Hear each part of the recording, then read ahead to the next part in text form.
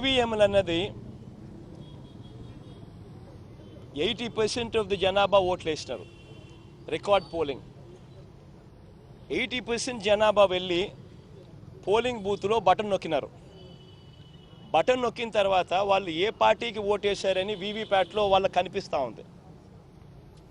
వాళ్ళకి వీవీప్యాట్లో వాళ్ళు వేసిన ఓటు వీవీప్యాట్లో వాళ్ళకి కనిపించే ఓటు రెండు మ్యాచ్ అయ్యాయి కాబట్టి వాళ్ళు సాటిస్ఫై అయ్యి బూత్లో నుంచి బయటకు వచ్చారు.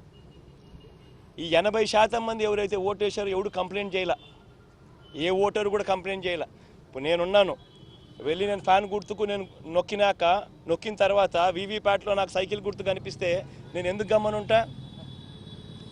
గమ్మనుంటాను కదా. బూత్లో అక్కడే నేను గొడవ చేసిండు, బూత్లోనే వెంటనే కంప్లైంట్ లాంచ్ చేసిండు, బూత్లోనే అని చేసిండు కదా.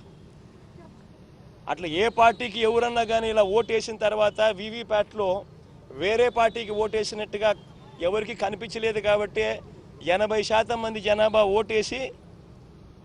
ఓట్లేసిన ప్రతి ఒక్కరూ సాటిస్ఫై అయ్యి ఎటువంటి బూత్లో కానీ బూత్లో కంప్లైంట్ ఇవ్వడం కానీ పోలింగ్ ఆఫీసర్ దగ్గర కంప్లైంట్ ఇవ్వడం కానీ ఎటువంటి ఎక్కడ జరగల.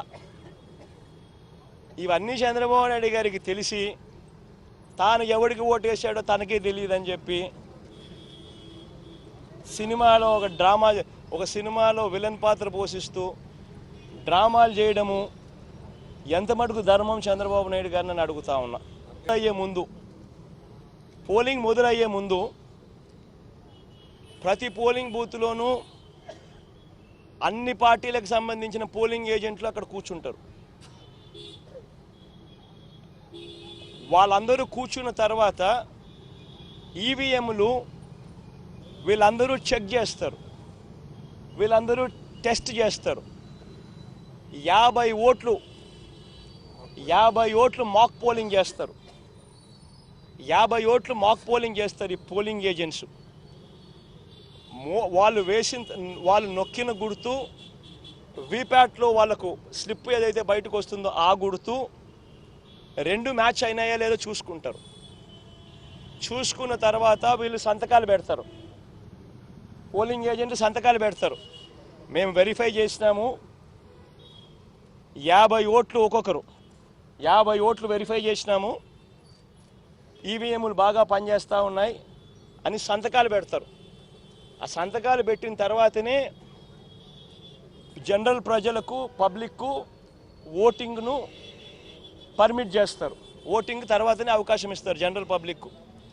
మరి ఇటువంటి తెలుగుదేశం పార్టీకి సంబంధించిన ఏజెంట్లే అన్ని పార్టీలకు సంబంధించిన ఏజెంట్లతో పాటు కలిసి నొక్కి వీవీప్యాట్లలో కూడా దాన్ని చూసుకొని కరెక్ట్గా అన్నీ పనిచేస్తూ ఉన్నాయని చెప్పి వెరిఫైడ్ అని చెప్పి సంతకం పెట్టి పోలింగ్ ఆఫీసర్లకు ఇచ్చిన తర్వాతనే పోలింగ్ మొదలైంది.